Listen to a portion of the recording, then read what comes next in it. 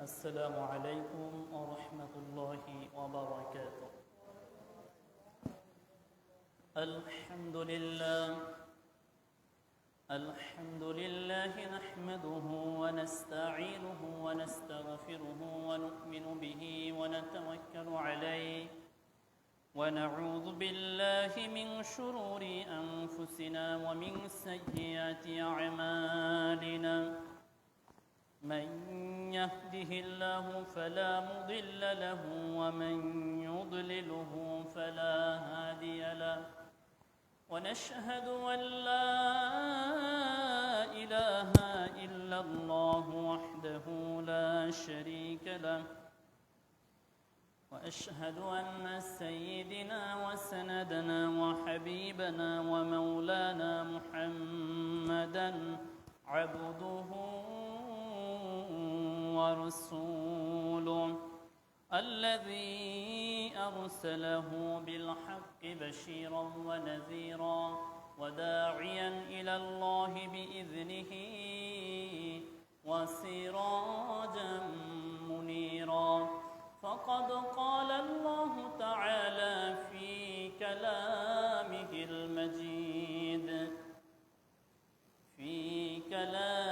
المجيد وفرقانه الحميد. أعوذ بالله من الشيطان الرجيم. بسم الله الرحمن الرحيم. إن الله وملائكته يصلون على النبي يا أيها الذين آمنوا صلوا عليه وسلموا تسليما. اللهم صل على محمد وعلى آل محمد كما صليت على إبراهيم وعلى آل إبراهيم إنك حميد مجيد. اللهم بارك على محمد وعلى آل محمد كما باركت على إبراهيم وعلى آل إبراهيم إنك حميد مجيد. الحمد لله. শুকরিয়া রব্বুল আলামিনের দরবারে যে রব্বুল আলামিন আপনাকে এবং আমাকে দুনিয়ার শত কর্মব্যস্ততার মধ্যেও জুমার সালাত আদায়ের জন্য মসজিদে আসার তৌফিক দান করেছেন। সকলে বলি আলহামদুলিল্লাহ। আরবি মাসের আজকের 6 সফর, মুহররম মাসের পরে যে মাসটি আসে সে মাসটির নাম হলো সফর।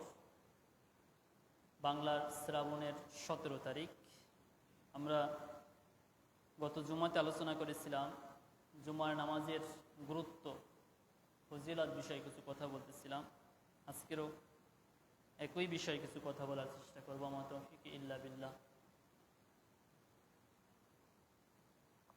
বেশ অনেকগুলো কথা বলেছিলাম। যারা শুনেছিল তারাও যদি জুমার আজানের সাথে সাথে আসতো তাহলে এখন 3 কাতার হয়ে যেত। অথচ আল্লাহ তাআলা স্পষ্ট ঘোষণা যে জুমার আজান হয়েছে, তোমরা চলে আসো মসজিদ দিকে, তোমরা ছুটে চলে আসো। আজান হওয়ার পরে তোমরা আর কোনো কাজকর্মের মধ্যে থাকো না। এই যে সময়টা তোমার, যে সময় তুমি কর্মের ভিতরে ছিলে, ব্যবসার মধ্যে ছিলে, বিভিন্ন কাজ করতেছিলে, আল্লাহ বলছেন এই সময়টা তোমার যে আল্লাহর জন্য তুমি ব্যয় করলে, আল্লাহ তাআলা তোমার এই সময়ের পরিবর্তে যে তুমি কাজের মধ্যে আবার চলে যাবে সালাত আদায় শেষে, আল্লাহ তাআলা ওর মধ্যেই সফলতা রেখেছেন।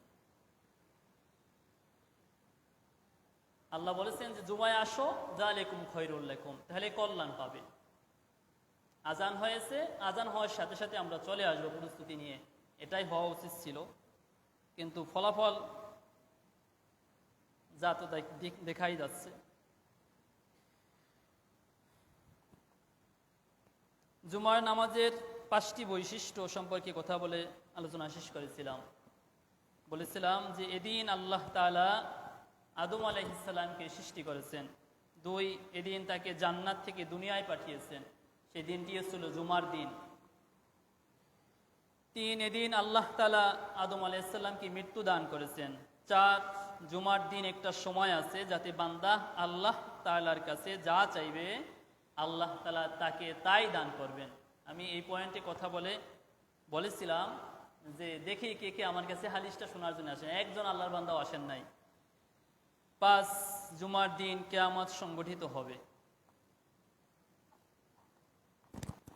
এটি হলো জুমার নামাজের 5টি বৈশিষ্ট্য। ইবনে মাজার ভিতরে হাদিসটি এসেছে। এছাড়া জুমার দিনের গুরুত্ব এত, হাদিসের মধ্যে এসেছে, বুখারী মুসলিমের হাদিস, বলা হয়েছে আল জুমাআতু ইলা জুমা। আমি হাদিসটা বছরে 2-1 শোনানো হয়। এক জুমা থেকে আরেক জুমা, আল জুমাআতু ইলা জুমাআতি, এক জুমা থেকে আরেক জুমা, এক রমজান থেকে রমাদান ইলা রমাদান, এক রমজান থেকে আরেক রমজান, মুকাফফিরাতু লিমা বাইনাহুন্না।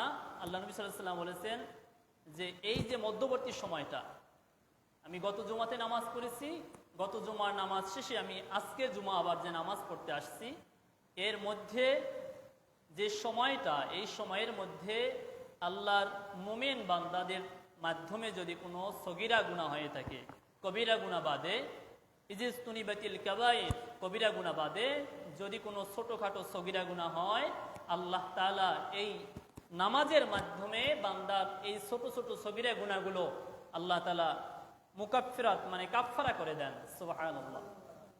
এর চেয়ে আশার কথা আর কি হতে পারে? এক জুমা থেকে আরেক জুমা আমাদের কবিরা গুনাহ বাদে সগীরা ছোট ছোট গুনাহ আমরা কম বেশি অনেকেই করি। আল্লাহ তাআলা এই ছোট গুনাহগুলো ইবাদতের মাধ্যমে, জুমার গুরুত্ব এত, জুমার নামাজের মর্যাদা এত, আল্লাহ তাআলা ক্ষমা করে দেন। এরপরে বলা হয়েছে এক রমজান থেকে আরেক রমজান, মানে গত বছর রমজান গেছে, আবার সামনে যে রমজান আসতেছে, এই রমজানে এই সময়ের যে মধ্যবর্তী যে সময়টা, এর মধ্যে যে সগীরা গুনাহ যেগুলো হয়, আল্লাহ তাআলা এই মাহে রমজানের রোজার মাধ্যমে, সিয়ামের মাধ্যমে, রমজানের মর্যাদার খাতিরে আল্লাহ তাআলা ওই বান্দার, ইমানদার বান্দা, মুমিন বান্দার গুনাহগুলো ক্ষমা করে দেন। সুবহানাল্লাহ। জুমার দিনের ফজিলত, জুমার দিনের গুরুত্ব, আমরা যদি জুমার দিনের গুরুত্ব দিকে খেয়াল করি, তাহলে জুমার দিনের গুরুত্ব এতটা, আগেই বলতে হয় যে জুমার রাতটা, জুমার দিন কখন থেকে গণনা শুরু হয়। আমরা জানি যে সৌরবর্ষ এটা সূর্যের সাথে সম্পৃক্ত, এজন্য সৌরবর্ষ সকাল উঠলে পরে ওদিনকার দিন গণনা শুরু হয়। কিন্তু আরবি দিনটা পুরোটাই ভিন্ন। আরবি দিন গণনা শুরু হয় প্রতিদিন সন্ধ্যা থেকে, অর্থাৎ এটা চাঁদের সাথে সম্পৃক্ত। চাঁদ ওঠে কখন? চাঁদ ওঠে প্রতিদিন, আমরা আমাদের চোখের সামনে আমরা চাঁদ দেখতে পারি। যখন রাত সন্ধ্যা নেমে আসে তখনই আমরা চাঁদ দেখতে পারি, চাঁদের আলো দেখতে পারি। আরবি দিনটা গণনা করা হয় চাঁদের সাথে সম্পর্ক রেখে, সেই হিসাবে আরবি দিনটা হয় 29 অথবা 30। আর আরবি দিন এজন্য 29 এবং 30 হওয়ার কারণে আরবি বৎসর হয় 360 দিনে। সৌর বৎসর এটা গণনা করা হয় সূর্যের সাথে সম্পর্ক রেখে, সেই হিসাবে সৌর বৎসর সূর্যের সাথে যে সম্পৃক্ত হওয়ার কারণে এর বৎসর হয় 365 দিনে। আরবি বৎসর এবং সৌর বৎসর সূর্যের সাথে যে খ্রিস্ট সন গণনা করা হয়, এর সাথে 5 দিন ব্যবধান আছে। সেই হিসাবে আমরা জানি যে সূর্য এবং চন্দ্রের সাথে সম্পর্ক রেখে গণনা করা হয় আরবি দিন, সূর্যের সাথে সম্পর্ক রেখে গণনা করা হয় সৌরবর্ষ, খ্রিস্ট সন, এগুলো গণনা করা হয়। বাংলার সনও এভাবে গণনা করা হয়। এখন আরবি দিন যেহেতু সন্ধ্যা থেকে গণনা করা হয়, সেই হিসেবে শুক্রবার শুরু হয়েছে গতকালকের মাগরিব থেকেই, সন্ধ্যা থেকেই, আর শেষ হবে গিয়ে আজকে যখন সূর্য তলিয়ে যাবে তখনই শুক্রবার দিন শেষ। এখন আমি এতদূর যে কথাটা বললাম তা হলো, আমরা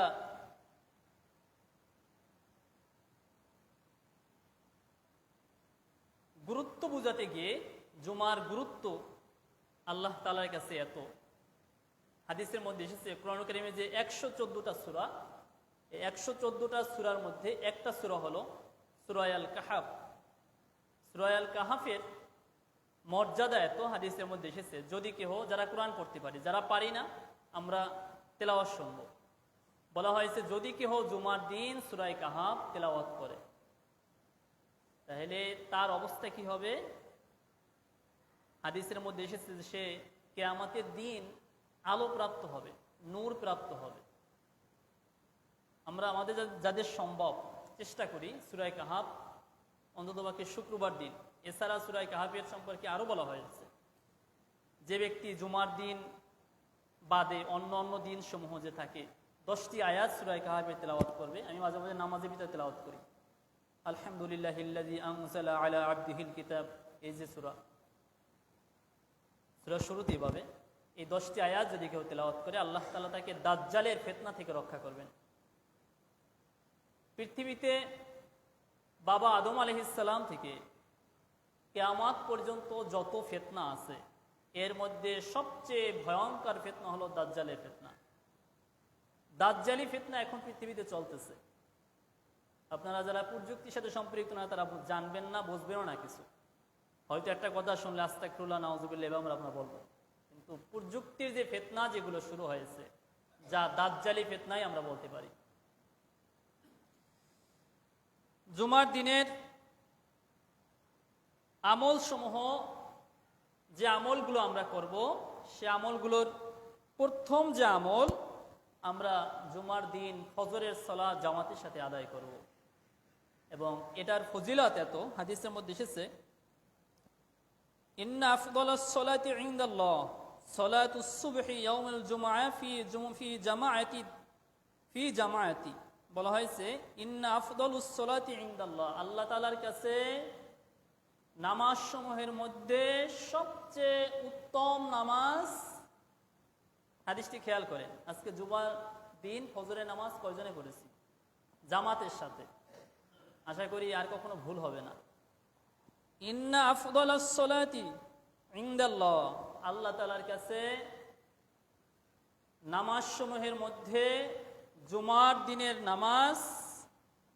নামাজের মর্যাদা এত, সালাতুস সুবহি ইয়াউমুল জুমআতি ফি জামাআতি, যে আল্লাহ তাআলার কাছে সর্বোত্তম নামাজ হলো জুমার দিনের নামাজ জামাতের সাথে আদায় করা। সুবহানাল্লাহ। আবার বলি, আল্লাহ তাআলার কাছে সর্বোত্তম নামাজ তো আমরা 5 ওয়াক্ত নামাজ পড়ি, এখন এই নামাজ সমূহের মধ্যে সর্বোত্তম যে নামাজ বলা হয়েছে তা হলো জুমার দিন ফজরের নামাজ জামাতের সাথে পড়া। সুবহানাল্লাহ।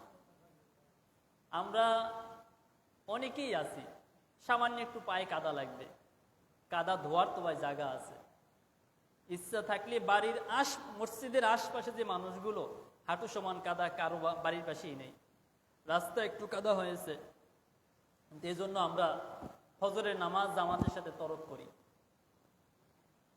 আরেকটা হাদিস শোনাই এই কেন্দ্রিক।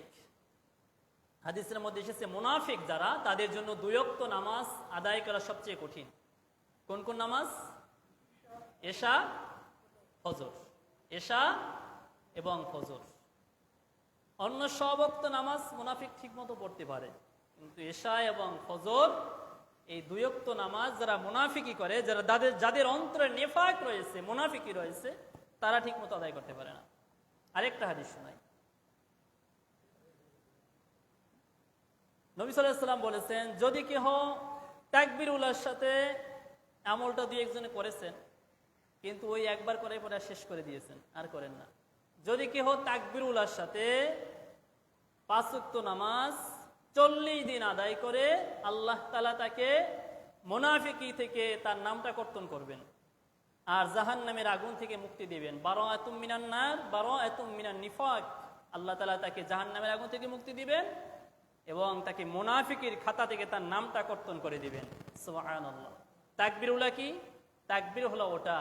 এখন আমরা করি কি, ইমাম সাহেব সূরা ফাতিহা পড়তেছে, আমরা দাঁড়িয়ে গা চুলকাচ্ছি, একটু দেরি করতেছি, ফ্যান ছাড়তেছি, গরম লাগতেছে, মানে নামাজে আমরা যে ইমাম সাহেব সাহেব ফাতিহা শেষ করেন, আমার সমস্যা কি? আমি তো দেরি করে দাঁড়াইলো বাকি। না না, এটার নাম তাকবীরুল্লাহ না। তাকবীরুল্লাহ বুঝতে হবে। আমরা নামাজের গুরুত্ব দেই। তাকবীরুল্লাহ হলো ইমাম সাহেব বলল আল্লাহু আকবার, আপনি বললেন আল্লাহু আকবার, ইমাম সাহেব বলল, তবে খেয়াল করেন ইমামের আগে যেন আপনার না হয়। ইমাম সাহেব হাত বাঁধলো, আপনি তাকবীর বলে আল্লাহু আকবার বলে আপনিও হাত বাঁধলেন, এটাই হলো তাকবীরুল্লাহ। এখন এই তাকবীরুল্লাহ ইচ্ছাকৃতভাবে কেউ তরক করবেন না, এর মর্যাদা, এর ফজিলত অনেক বেশি। আমরা তাকবীরুল্লাহ রক্ষা করার চেষ্টা করব।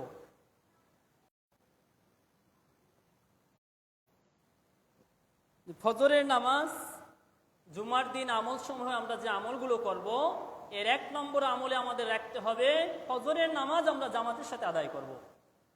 আর হাদিসে এটাই বলা হয়েছে যে আল্লাহ তাআলার কাছে নামাজ সমূহের মধ্যে সর্বোত্তম নামাজ হলো জুমার দিন ফজরের নামাজ জামাতের সাথে আদায় করা। হাদিসটি এসেছে বাইহাকির ভিতরে এসেছে, শুআইবুল ঈমান অধ্যায়। এছাড়াও সিলসিলাহে সহিহা, এটা একটা হাদিসের কিতাব, এখানেও এসেছে। এরপরে জুমার দিন আমরা যে আমলগুলো করব, জুমার দিন আগে আগে মসজিদে যাওয়া, এটা আমরা কম বেশি সবাই জানি। হাদিসটি বুখারীর হাদিস। বলা হয়েছে যে ব্যক্তি জুমার দিন গোসল করে, ভালোভাবে গোসল করে মসজিদে গেল আগে আগে, সে কিসের সওয়াব পাবে? হাদিসটা আমাদের জানার কথা সবারই। যে ব্যক্তি প্রথমে গেল সে একটা উট কুরবানির সওয়াব পেল, সবার আগে যিনি আসলো, তবে নিয়াজ হয়ে থাকতে হবে। দ্বিতীয় পর্যায়ে যিনি আসবেন সে একটা গরু কুরবানি সওয়াব পাবে। এরপরে যিনি ঢুকবেন তিনি ছাগল কুরবানির সওয়াব পাবেন। এরপরে যিনি ঢুকবেন তিনি একটা মুরগি কুরবানি করলো। আর যে এরপরে যে ব্যক্তি ঢুকলো সে একটা ডিম আল্লাহ রাস্তায় সদকা করার সওয়াব সে ব্যক্তি পাবেন। একই সময় যদি 100 জন মসজিদে ঢুকে, ওই 100 জনকে আল্লাহ তাআলা উট কুরবানির সওয়াব দান করবেন। এখন আল্লাহর ভান্ডারে আল্লাহ তাআলার কোনো কিছুর অভাব নেই। আল্লাহ তাআলা অপরিমিত, মানুষকে হিসাব ছাড়াই বান্দা চাইলে আল্লাহ তাআলা দান করে দেন। হাদিসটি বুখারী মুসলিম। এরপরে সর্বশেষ যিনি ঢুকলো তিনি কুরবানি মুরগির ডিম সদকা করার সওয়াব সে পাবে। এরপরে ইমামের খুতবার জন্য যখন মিম্বারে ওঠেন, হাদিস এসেছে খুতবার জন্য এলে ফেরেশতারা তাদের খাতায় এন্ট্রি করা বন্ধ করে দেন, তারাও ইমামের খুতবা শুনতে শুরু করেন। এরপর আরেকটা হাদিস, যে ব্যক্তি মান গসসালা ইয়াউমাল জুমআতি ওয়াগতাসালা সুম্মা বাক্কারা ওয়াবতাকারা ওয়া মাশা ওয়া লাম ইয়ারকাব ওয়া দানা মিনাল ইমাম ফাস্তামা'a ওয়া লাম ইয়ালগু কানা লাহু বিকুল্লি খুতওয়াতিন আমালু সানাতিন আজরু সিয়ামিহা ওয়া কিয়ামিহা। চমৎকার একটা হাদিস। বলা হয়েছে মান গসসালা, যে ব্যক্তি জুমার দিন, ইয়াউমাল জুমআ, যে ব্যক্তি জুমার দিন সকাল সকাল গোসল করবে, ওয়াগতাসালা, শুধু গোসল নিজে করবে না, নিজের স্ত্রীকেও গোসল করাবে। কি চমৎকার কথা! মান গসসালা ইয়াউমাল জুমআ, যে ব্যক্তি জুমার দিন গোসল করবে, গোসল করলো, সুন্দরভাবে গোসল করলো, নিজে গোসল করলো, তার স্ত্রীকেও গোসল করালো। সুম্মা বাক্কারা ওয়াবতাকারা, এবং নিজে গোসল করলো, সুগন্ধি লাগালো, এরপরে সকাল সকাল মসজিদে গমন করলো। ওয়ালা মিয়ারকাব, এই মসজিদে আসতে গিয়ে আল্লাহর বান্দা কোনো বাহনে সওয়ারি হয়নি, পায়ে হেঁটে হেঁটে মসজিদে আসতেছে। কি চমৎকার হাদিস! একটা হাদিস মানুষের অন্ততপক্ষে জুমার সালাত কখনো পরিত্যাগের মাথা চিন্তা আসতে পারে না। একটা হাদিস যদি আমল করার চেষ্টা করে, শোনে, কোনো বাহনে আরোহণ করে না, না পায়ে হেঁটে মসজিদে যায়। ওয়াদানা মিনাল ইমাম, এবং ইমামের নিকটবর্তী হয়। ফাস্তামা'a, এবং খুতবা শ্রবণ মনোযোগ সহকারে খুতবা শুনে, কথাবার্তা বলে না। ওয়ালাম ইয়ালগু কানা লাহু বিকুল্লি খুতওয়াতিন, এবং ইমামের নিকটবর্তী হয়ে খুতবা শ্রবণ করলো, কোনো প্রকার কথাবার্তা বললো না, যাবতীয় প্রয়োজনীয় ক্রিয়াকর্ম যেগুলো আমাদের প্রয়োজন আছে সেই প্রয়োজনীয় কাজও বাদ দিল। যেমন প্রয়োজনীয় কাজ কি, এটা বোঝানো হয়েছে। দুজনের মধ্যে একটা কথা আছে, দুজন পাশাপাশি বসা, একটা কথা আছে, সেই কথাটাও সে মনে করলো যেহেতু আমি হাদিসে আমল করতেছি, এই কথাটা আমি নামাজ শেষে বাহিরে বের হয়ে কথাটা বলবো। মসজিদে ঢুকলো, ইমামের নিকটবর্তী হলো, দুনিয়াবি কোনো কথাবার্তা সে বলল না, চুপ মেরে ইমাম সাহেবের খুতবা শুনতেছিল এবং কোনো বাহনে আরোহণ করেনি, সুন্দরভাবে গোসল করলো, সুগন্ধি ব্যবহার করলো। এই ৫-৬টি কাজ রয়েছে, এই কাজগুলো যে ব্যক্তি করলো, কি চমৎকার কথা নবী সাল্লাল্লাহু আলাইহি ওয়াসাল্লাম বলেছেন, খুতওয়াতিন আমালু সানাতিন আজরু সিয়ামিহা ওয়া কিয়ামিহা, তার প্রত্যেকটি পদক্ষেপের বিনিময়, প্রত্যেকটি কদম পা দেওয়ার বিনিময় আল্লাহ সুবহানাহু ওয়া তাআলা আজরু সিয়ামিহা ওয়া কিয়ামিহা, তার প্রত্যেকটি কদমের বিনিময়ে আল্লাহ তাআলা তাকে ১ বছরের নফল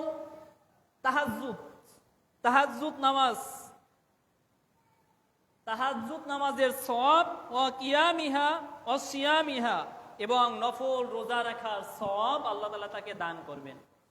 সুবহানাল্লাহ। প্রত্যেকটা কদমের বিনিময়ে সবচেয়ে দূর থেকে যে ভাইটি আসে তার পা দিতে কতগুলো, ১,০০০, ২,০০০, কারো ৫০০, ৭০০, এই যে পা দিয়ে আসতেছেন মসজিদে, প্রত্যেকটা পদক্ষেপের বিনিময় আল্লাহ তাআলা তাকে তাহাজ্জুদ নামাজ, ১ বছরের তাহাজ্জুদ নামাজ এবং নফল ১ বছর নফল রোজা রাখার সওয়াব তাকে দান করবেন।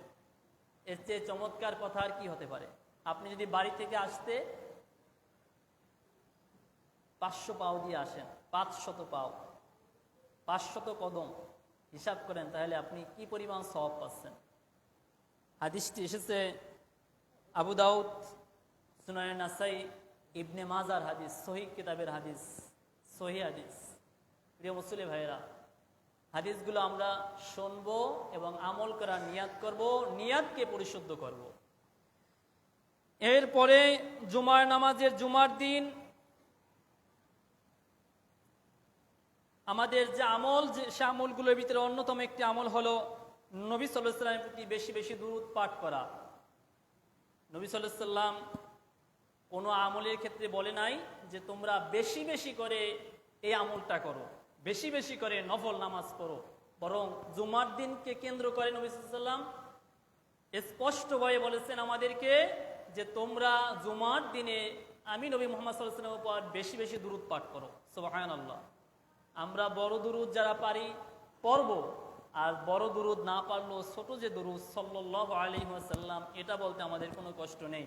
হাদিসে এসেছে যে ব্যক্তি একবার নবীর উপর দুরূদ পাঠ করে আল্লাহ তাআলা তাকে 10টি নেকি দান করেন, 10টি গুনাহ মুছে দেন, 10টি রহমত প্রেরণ করেন। সুবহানাল্লাহ। এখন আমরা একবার যদি পড়ি 10টি নেকি, যতবার সম্ভব বসে আছেন, হাঁটতেছেন, কাজ করতেছেন, সাল্লাল্লাহু আলাইহি ওয়াসাল্লাম, সাল্লাল্লাহু আলাইহি ওয়াসাল্লাম, কোনো সমস্যা নেই, এগুলো মুখে উচ্চারণ করা যায়। কয়েকটি আমল আছে যেগুলো করলে, আমল করে দোয়া করলে আল্লাহ তাআলা দোয়া কবুল করেন। এর একটা হলো দুরূদ। দুরূদ পরে যখন আমরা দোয়া করব, ঘুমিয়ে না কেহ, সে দোয়া আল্লাহ তাআলা ফিরিয়ে দেন না। দ্বিতীয় হলো আমরা যখন ইস্তেগফার পাঠ করব, আস্তাগফিরুল্লাহ আস্তাগফিরুল্লাহ, আপনি যখন বেশি বেশি ইস্তেগফার পাঠ করবেন আল্লাহ তাআলা আপনার দোয়াও কবুল করবেন। তৃতীয় হলো যদি কেহ দোয়া ইউনুস পাঠ করে, দোয়া ইউনুস পড়া অনেক কঠিন, তাই না?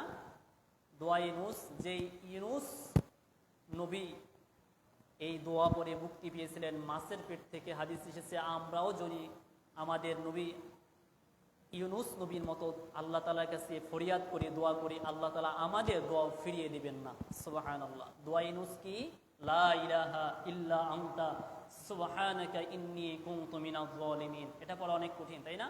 যারা ভালোভাবে পারি না শিখে নেব, লা ইলাহা ইল্লা আনতা সুবহানাকা ইন্নী কুনতু মিনাজ জালিমিন। এছাড়াও আমরা আরো যে আমলগুলো করতে পারি, ইয়া যাল জালালি ওয়াল ইকরাম, যখন আল্লাহ তাআলার কাছে দোয়া করব, ইয়া হাইয়ু ইয়া কাইয়ুম বিরহমাতিকা আস্তাগীস, মানে হে চিরঞ্জীব, হে চিরস্থায়ী আল্লাহ, আমি তোমার সাহায্য প্রার্থনা করছি। এই দোয়াটা বারবার পরে আল্লাহ তাআলার কাছে আমি ফরিয়াদ করব, ইয়া হাইয়ু ইয়া কাইয়ুম বিরহমাতিকা আস্তাগীস, এভাবে দোয়া করব। প্রিয় মুসলিম ভাইয়েরা, নবীর প্রতি দরুদ পাঠ করা। আমি সর্বশেষ পয়েন্টে আলোচনা করে আমি আলোচনা শেষ করব। জুমার দিন একটা মুহূর্ত রয়েছে, যেটা গত জুমাতে বলেছিলাম, যেই মুহূর্ত দোয়া কবুল হয়, সেই মুহূর্তটা কোন সময়? হাদিসের আলোকে মুহাদ্দিসিনে কেরাম যারা হাদিসের ব্যাখ্যা করেছেন, বিভিন্ন কথা তারা বলেছেন। আমি একটা হাদিসের আলোকে কথা বলবো। কেউ বলেছেন জুমার দিন যখন জুমার আজান হয়, কেউ বলেছেন জুমার সলাত আদায় শেষে। আমরা করি কি, জুমার নামাজ আদায় শেষ মানে গায়ে মনে হচ্ছে যেন জাহান্নামের আগুন গায়ে জ্বালিয়ে দেওয়া হয়েছে। নামাজ শেষ, সালাম ফিরাতে পারলো না, এর মধ্যে মসজিদ থেকে দূর করে সব বের হয়ে যাচ্ছে। অথচ জুমার নামাজের পরের সালাত হাদিসে আছে, হাদিসে স্পষ্ট গুরুত্ব দিয়ে নামাজ পড়তে বলা হয়েছে। জুমার পরের যে সালাত, মানে আমাদের বিবেক বুদ্ধি কোথায় গেছে আমরা নিজেরাও জানি না। আজকে থেকে বিশ্বাস করব জুমার পরে সালাত আদায় না করা পর্যন্ত, জুমার পরেও 4 রাকাত নামাজ রয়েছে, এটা পড়ব, মসজিদ থেকে বের হবো, তার আগে কেউ বের হবো না। হাদিসে এসেছে যে জুমার সালাতের পরে দোয়া কবুল হয়। কোন কোন মুহাদ্দিসিন ইকরাম বলেছেন এই কথা। কেউ বলেছেন আজানের পর থেকে খুতবা, নামাজ, এর মধ্যে যে কোনো মুহূর্তে দোয়া কবুল হয়ে যেতে পারে। কেউ বলেছেন জুমার দিন ফজরের সময়, কেউ বলেছেন জুমার দিন আসরের নামাজের পর থেকে সূর্য অস্ত যাওয়ার আগ পর্যন্ত এই মুহূর্তটা দোয়া কবুল হয়। এ প্রসঙ্গে একটা হাদিস রয়েছে, জাবির ইবনে আব্দুল্লাহ রাদিয়াল্লাহু আনহু থেকে বর্ণিত, রাসূল সাল্লাল্লাহু আলাইহি ওয়াসাল্লাম বলেছেন জুমার দিন 12 ঘন্টার মধ্যে এমন একটি মুহূর্ত রয়েছে, যদি কোনো মুসলিম এই সময় আল্লাহ তাআলার কাছে কিছু প্রার্থনা করে, আল্লাহ তাআলা তাকে তা দান করেন। এই মুহূর্তটা তোমরা আসরের শেষ সময় অনুসন্ধান করো। এটা উনি বলেছেন যে আসরের শেষ সময়, এটা ওনার মত। উনি একজন মুহাদ্দিস, হাদিস বর্ণনা করেছেন উনিও। আবু দাউদের হাদিস। আসরের সময় দোয়া কবুল হতে পারে। বড় একটা লম্বা ঘটনা বলতে পারবো না অত সময়, তবে সংক্ষেপে বলার চেষ্টা করি। একজন নবী, যিনি মুসা আলাইহিস সালামের পরে, মুসা আলাইহিস সালাম যখন ইন্তেকাল করলেন, তারপরে যে নবী এসেছিলেন তিনি হলেন ইউসা বিন নুন। নাম কি বলেন? ইউসা বিন নুন। ইউসা বিন নুন। কুরআনুল কারীমে 25 জন নবীর নাম উল্লেখ আছে। কতজন নবীর নাম বলেন? কতজন নবীর নাম উল্লেখ আছে? 25 জন। আমি যে কথাগুলো বলি, অনেক স্টাডি করে কিছু কথাবার্তা দেখে তারপরে এখানে আসি, আন্দাজে কোনো কথা বলি না। চেষ্টা করি কোরআন হাদিস থেকে আপনাদের উপকৃত হয় এমন কিছু কথা বলি। খেয়াল করবেন, তাহলে আর আমাদের ধর্ম সম্পর্কে আমরা খুঁটিনাটি অনেক কিছু জানতে পারবো। বিশেষ করে জুমার দিনটা গুরুত্ব সহকারে গুরুত্ব দেবেন এবং আলোচনাগুলো খেয়াল করবেন। কোরআনে 25 জন নবীর নাম উল্লেখ আছে। এর মধ্যে একজন নবীর নাম হলো মুসা, ঈসা, ইউসা বিন নুন, ইউনুস, সুলাইমান। এভাবে 25 জন নবীর নাম আল্লাহ তাআলা কোরআনে উল্লেখ করেছেন। মুহাম্মদ সাল্লাল্লাহু আলাইহি সাল্লাম, মুসা আলাইহিস সালাম যখন ইন্তেকাল করলেন, তারপরে তিনি আসলেন, অর্থাৎ তিনি যে মুহূর্তটা আসলেন বাইতুল মুকাদ্দাস, অর্থাৎ ফিলিস্তিনের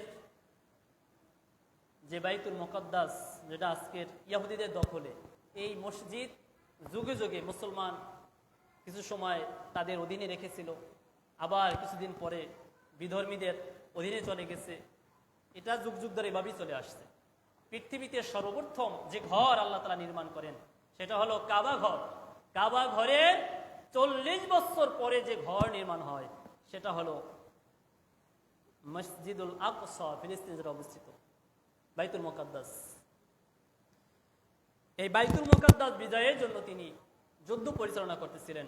আরেকটা তথ্য দিচ্ছি, পৃথিবীতে কোনো নবীর কথায় আল্লাহ তাআলা সময়ের গতি থামিয়ে দেন নাই, সূর্যকে থামিয়ে দেন নাই। একজন নবীর কথায় আল্লাহ তাআলা সূর্যকে থামিয়ে দিয়েছিলেন। তিনি যখন যুদ্ধরত ছিলেন, ইউসা বিন নুন ফিলিস্তিনের মসজিদুল আকসা বিজয় করার জন্য তিনি যখন রওনা হলেন, শেষ মুহূর্ত অর্থাৎ ইয়াহুদি ধর্মের শুক্র শনিবার যুদ্ধবিরতি, তারা যদি ওই 2 দিন যুদ্ধ করে না, এখন আর যুদ্ধের কোনো নিয়ম নীতি নেই। ওই তখনকার সময় ওই 2 দিন যুদ্ধ করা নিষেধ। এখন যুদ্ধ করতে করতে এমন এক সময় পৌঁছে গেল, দেখা যাচ্ছে এখান থেকে আর 1-2 মাইল জয় করতে পারলেই মসজিদুল আকসা জয় করা যায়। শেষ মুহূর্তটা অর্থাৎ শেষ মুহূর্ত আসরের সময়। আমি কিন্তু ওই শুরু থেকে যে কথাটা বলতেছিলাম যে আসরের পর থেকে মাগরিবের আগ পর্যন্ত এই সময়টা দোয়া কবুল হয়। এই সময় একজন নবীর দোয়া কবুল হয়েছিল। সেই নবী যিনি দোয়া করেছিলেন ইউসা বিন নুন, তিনি দোয়া করেছিলেন যে আল্লাহ সূর্যকে থামিয়ে দাও। আল্লাহ তাআলা তার দোয়া কবুল করেছিল। সূর্যকে, দিনকে তার স্থানে স্থির রেখে আল্লাহ তাআলা ওই সময়টা আসর থেকে মাগরিব, ওই সময়টার মধ্যেই আল্লাহ তাআলা ইউসা বিন নুন আলাইহিস সালামকে বাইতুল মুকাদ্দাস ফিলিস্তিন বিজয় করার তৌফিক দান করেছিল। বুখারী মুসলিমের হাদিস, এটা বুখারীর হাদিস। এখন তিনি আল্লাহ তাআলার কাছে দোয়া করলেন যে আল্লাহ তুমি তোমার সূর্যকে, সময়কে থামিয়ে দাও। আল্লাহ তাআলা তার দোয়া কবুল করলেন। এখন এখানে হাদিসে এভাবে এসেছে, নবী সাল্লাল্লাহু আলাইহি ওয়াসাল্লাম বলেন, ইউসা বিন নুন সূর্যের উদ্দেশ্যে বললেন, নিশ্চয়ই তুমি আদিষ্ট এবং আমিও আদিষ্ট। হে আল্লাহ, আপনি সূর্যকে আমাদের উপর স্থির রাখুন। তাকে স্থির রাখা হলো যতক্ষণ না আল্লাহ তাদেরকে বিজয় দান করেন। বুখারীর হাদিস। সুবহানাল্লাহ। তাহলে আমরা আজকের একটা ঘটনার তথ্য জানতে পারলাম। তথ্যটা হলো যে আল্লাহ তাআলা একজন নবীর কারণে, একজন নবীর দোয়ার বদৌলতে আল্লাহ তাআলা পৃথিবীতে সূর্যকে স্থির করে রেখেছিল, সময়কে থামিয়ে দিয়েছিল। কি জন্য থামিয়ে দিয়েছিল? যে তিনি এই সময়টা যুদ্ধরত ছিল, ফিলিস্তিনের মসজিদুল আকসা বাইতুল মুকাদ্দাস যেটা, ওটা বিজয়ের উদ্দেশ্যে তিনি চেষ্টা করেছিল। যখন বিজয় হয়েছে তখন সব কিছু আবার স্বাভাবিক হয়ে গেছিল। যাই হোক, এই ঘটনাটা অনেক লম্বা ঘটনা, আমি এতদূর বলতে পারছি না। আল্লাহ তাআলা আমাদের সবাইকে জুমার যে মর্যাদা, জুমার যে ফজিলত যেগুলো আমরা শুনলাম, আল্লাহ তাআলা আমাদের সবাইকে এর উপর আমল করার তৌফিক দান করুন। আমিন। ওয়া আখিরু দাওয়ানা আলহামদুলিল্লাহি রাব্বিল আলামিন। আসসালামু আলাইকুম ওয়া রাহমাতুল্লাহি ওয়া বারাকাতুহু। আপনাদের ওই মাসিক কিছু হাদিয়া আপনারা দেন মসজিদে, মাস শেষ, আজকের 1 তারিখ। যারা দিবেন দিয়ে রসিদ নিয়ে যাবেন। সকলকে দ্রুত দেওয়ার জন্য অনুরোধ করা হলো।